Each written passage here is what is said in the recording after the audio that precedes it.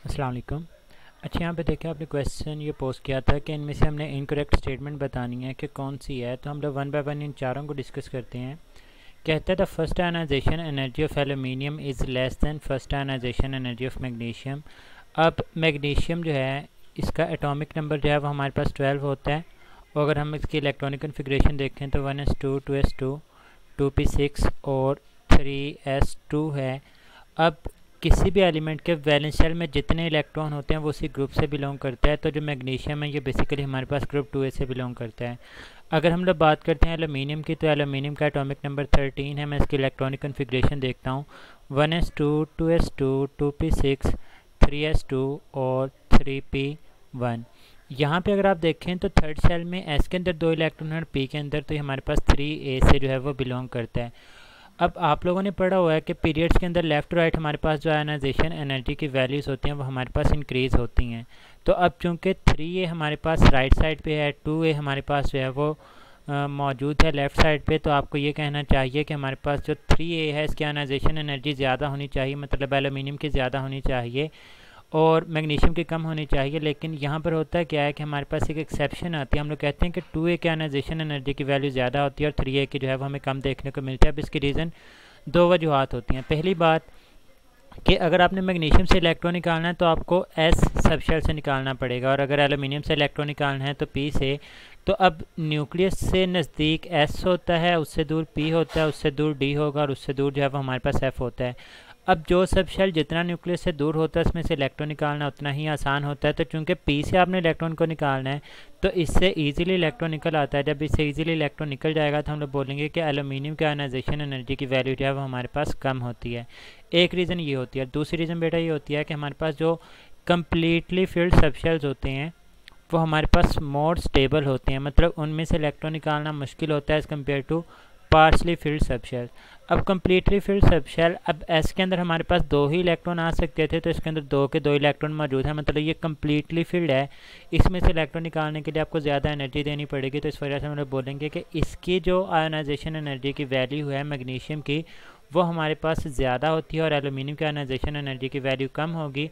तो इसका मतलब ये स्टेटमेंट तो आपके पास ठीक है, हमने इनकरेक्ट को आइडेंटिफाई करना था। नेक्स्ट कहता है the second ionisation energy of magnesium is greater than the second ionisation energy of sodium. देखें जो सोडियम है इसका एटॉमिक नंबर 11 है, 1s2 2s2 2p6 3s1।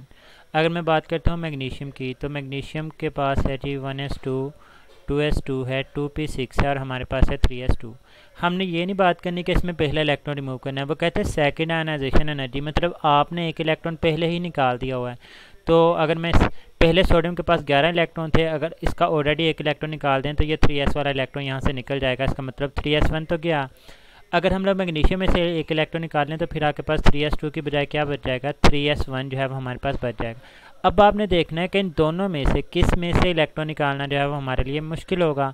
तो देखें ये 10 इलेक्ट्रॉन है अभी इसके पास, ये हमारे पास नियोन की इलेक्ट्रॉनिक कन्फिग्रेशन है और इसके पास 11 है, तो ये हमारे पास सोडियम।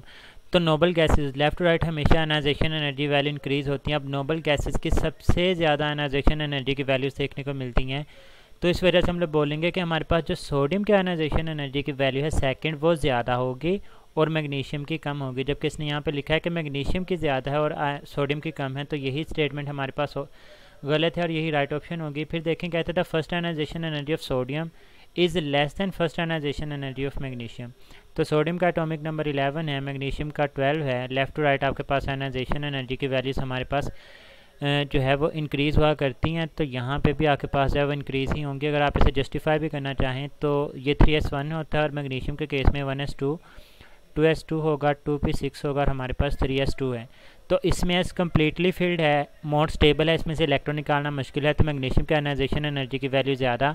जबकि ये हाफ फील्ड है, इसमें से इलेक्ट्रॉन निकालना तो इसके आयनाइजेशन एनर्जी की वैल्यू जो है वो हमारे पास कम होगी। तो ये बात बिल्कुल उसने यहाँ पे ठीक लिखी हुई है। फिर कहता है the third ionisation energy of magnesium is greater. अब देखें मैग्नीशियम का एटॉमिक नंबर 12 है, 1s2 2s2 2p6 3s2। आपने थर्ड आयनाइजेशन एनर्जी देखनी, मतलब इसमें से 2 इलेक्ट्रॉन निकाल दें, तो मैं 3s वाले 2 इलेक्ट्रॉन निकाल दिए। इसी तरह से अगर एल्यूमिनियम की बात करें तो एल्यूमिनियम का एटॉमिक नंबर 13, 1s2 होता है, 2s2 2p6 3s2 और 3p1। अब इसमें से 2 इलेक्ट्रॉन निकाल दें तो हम लोग एक 3p का इलेक्ट्रॉन निकाल देंगे। अब मैं क्यों निकाल रहा हूँ, क्योंकि उसने हमें कहा हुआ है कि आपने थर्ड आयनाइजेशन एनर्जी देखनी। तो मैंने एक 3s का इलेक्ट्रॉन निकाल दिया और एक मैं यहाँ से 3p का इलेक्ट्रॉन निकाल देता हूँ, तो मेरे पास पीछे बच जाएगा 3s1। तो किस में से इलेक्ट्रॉन निकालना मुश्किल है, ये नियोन की नोबल गैस इलेक्ट्रॉनिक कन्फिग्रेशन है और ये हमारे पास सोडियम की है। तो नियोन में से इलेक्ट्रॉन निकालना जो है वो मुश्किल होता है। इसका मतलब मैग्नीशियम की थर्ड आयनाइजेशन एनर्जी वैल्यू ज़्यादा और एल्यूमिनियम की जो है वो हमारे पास कम होगी। तो ये बात बिल्कुल ठीक है, उसने इनकरेक्ट पूछा था, तो राइट ऑफ यहाँ पे बीटा हमें देखने को मिल रहा होगा।